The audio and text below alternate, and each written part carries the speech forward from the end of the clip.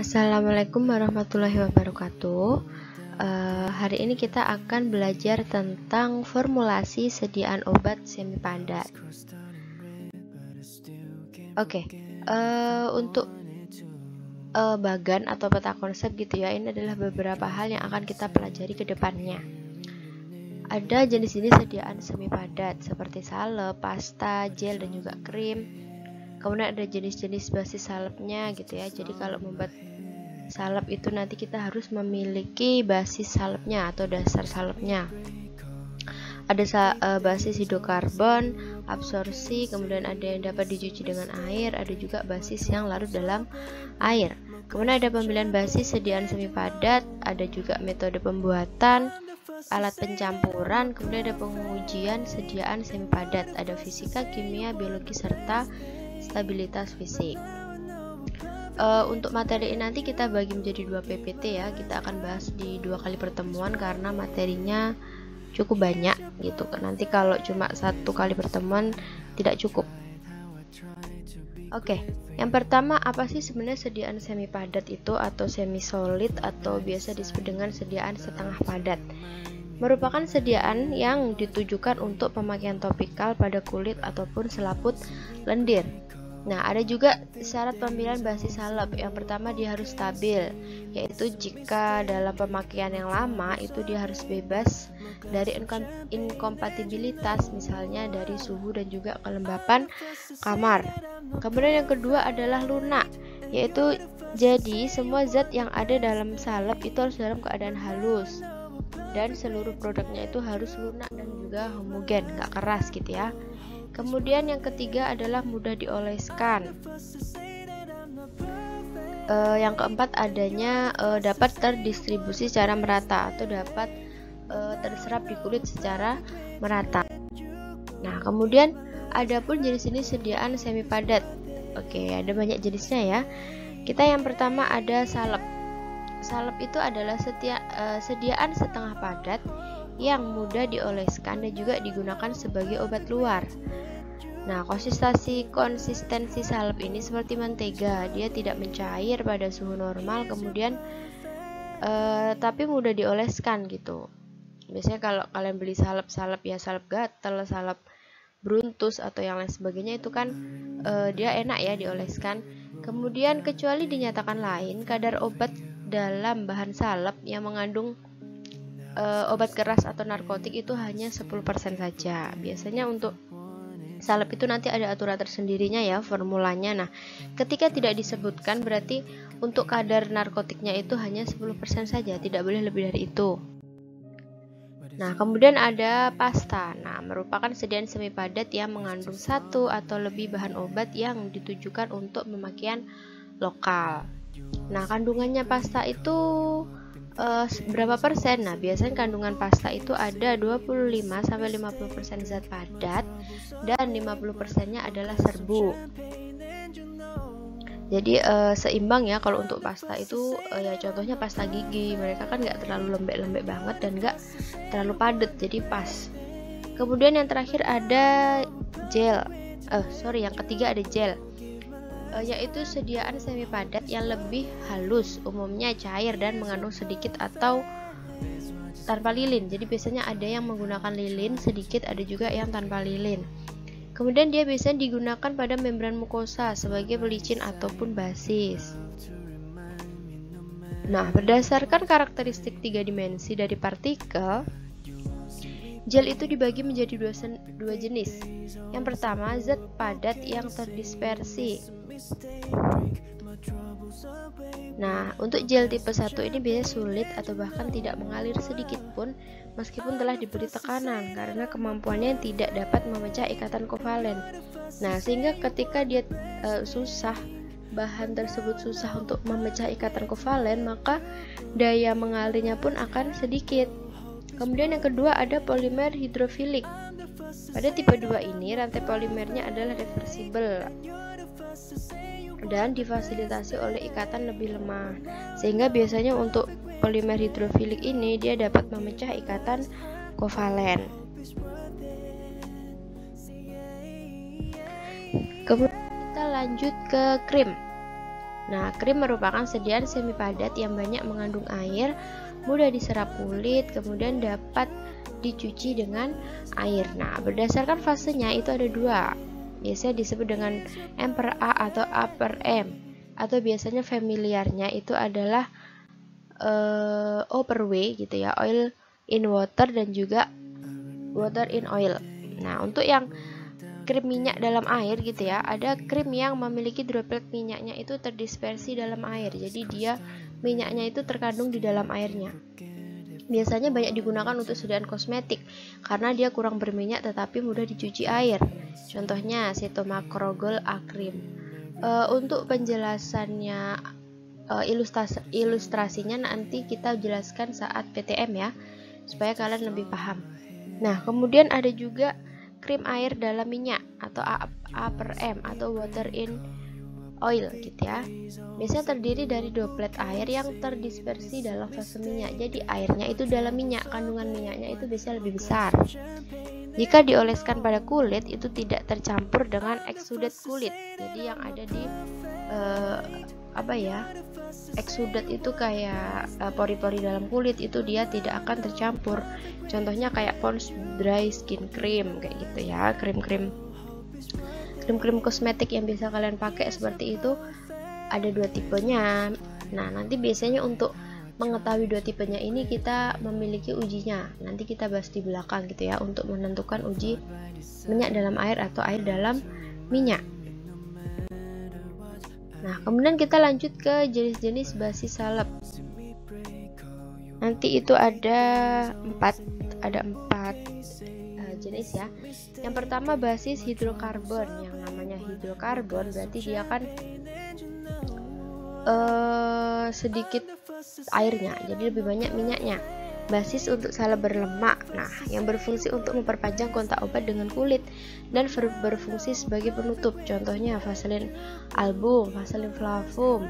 Terus biasanya juga ada Cera Alba gitu. Kalau kalian dulu praktek resep itu pasti menemukan yang namanya Vaseline album dan juga Vaseline flavum. Biasanya memang digunakan untuk bahan pembuatan krim maupun salep.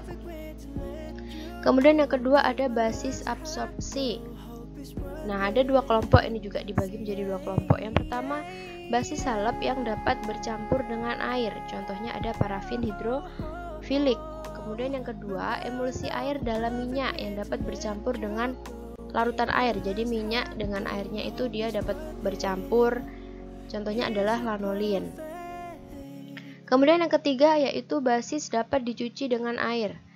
Nah, ini merupakan salep hidrofilik biasanya disebutnya ya, karena dia dapat dicuci dengan air berarti hidrofilik.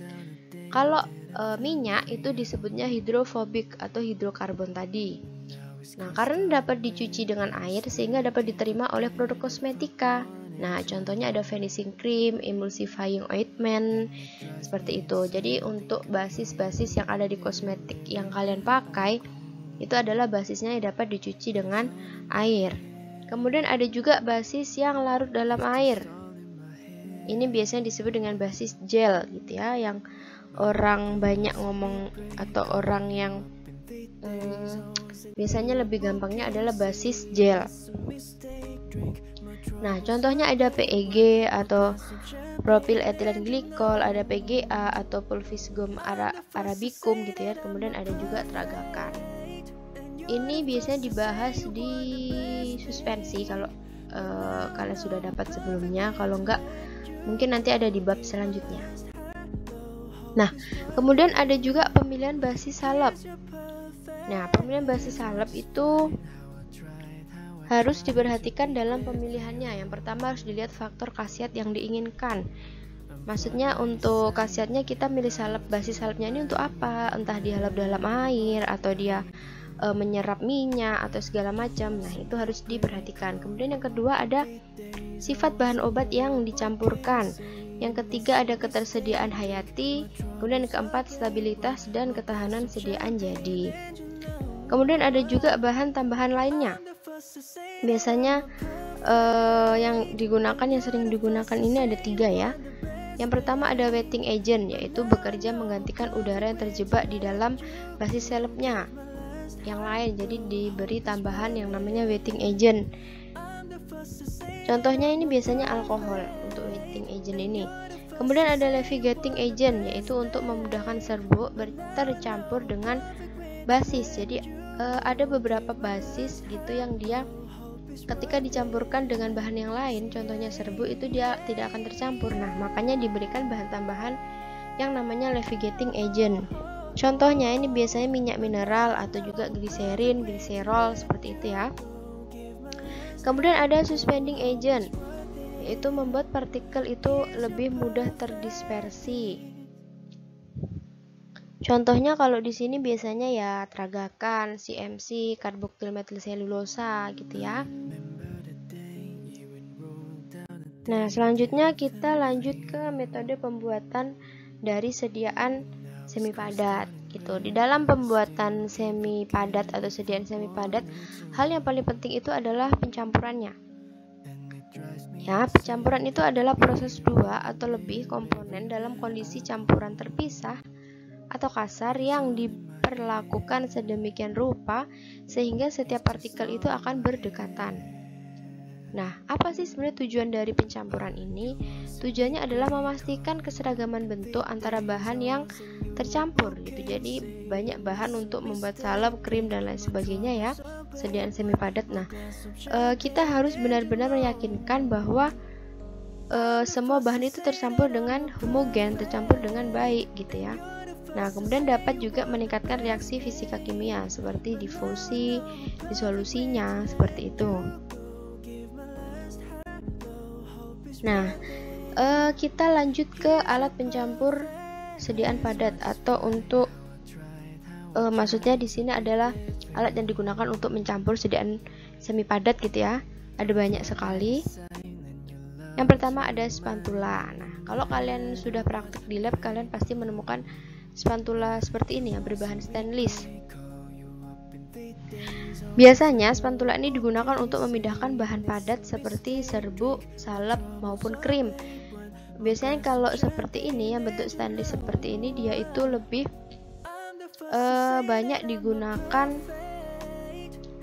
dalam mengambil sediaan salep atau krim. Jadi kan kalau salep atau krim itu kan lengket ya, itu bisa mengambilnya dengan spatula stainless ini. Nah, yang kedua ada morti dan stamper. Ini anak farmasi pasti nggak asing ya. Fungsinya untuk menghaluskan partikel menjadi bubuk yang lebih halus. Kemudian ada juga dengan menggabungkan cairan atau levigasi. Kemudian ada juga untuk pembuatan sediaan semi padat yang menggunakan bahan kaca. Jadi biasanya kalau untuk sediaan semi padat, morti dan stampernya ini menggunakan bahan yang terbuat dari kaca. Nah, kemudian ada juga ointment slab. Nah, ini bisa digunakan untuk mencampurkan senyawa, jadi diaduk-aduk. Biasanya kalau nggak punya seperti ini, kita kan biasanya menggunakan batang pengaduk gitu ya. Nah, seharusnya kalau untuk sediaan semi padat itu menggunakan yang namanya ointment slab ini. Dia berupa plat kaca yang permukaannya tidak rata, jadi ketika tercampur nanti untuk diambilnya itu lebih mudah. Nah, kemudian ada blender gitu ya, blender laboratorium ya. Ini beda dengan blender jus atau blender kalian yang ada di rumah gitu. Nah, komposisinya apa namanya, bagiannya hampir sama, yaitu dilengkapi dengan pisau di dalamnya, tetapi dia memang dikhususkan untuk bahan-bahan lab atau sediaan lab gitu ya. Dia akan menggerakkan cairan yang akan menjadi fase yang lebih sedang dispersinya, seperti itu. Kalau blender biasa kan bisa memotong ya, kalau dia bisa memotong sekaligus mencampurkan cairannya. Nah, ini ada homogenizer atau disebut juga untuk menghomogenkan suatu cairan, campuran cairan atau sediaan cairan, entah itu semi padat dan juga cairan juga bisa. Nah, homogenizer ini digunakan untuk memperkecil ukuran fase dispersi yang kemudian meningkatkan luas permukaan fase minyak sehingga akan menghindari terjadinya creaming atau menggumpal atau pecah gitu ya sediaannya, jadi dia homogen. Nah, seperti ini bentuknya ya untuk alat homogenizer ini. Oke, untuk pertemuan pertama cukup sampai di sini. Kita lanjutkan nanti di pertemuan kedua yang masih membahas tentang formulasi sediaan obat semi padat ya. Semoga kalian paham. Saya harap ibu harap kalian mempelajari gitu ya. Kalau memang tidak paham silahkan boleh bertanya, mau di kolom komentar maupun di WA gitu ya. Silahkan kalian bertanya. Sampai bertemu di PTM gitu. Jaga kesehatan selalu. Sekian, wassalamualaikum warahmatullahi wabarakatuh.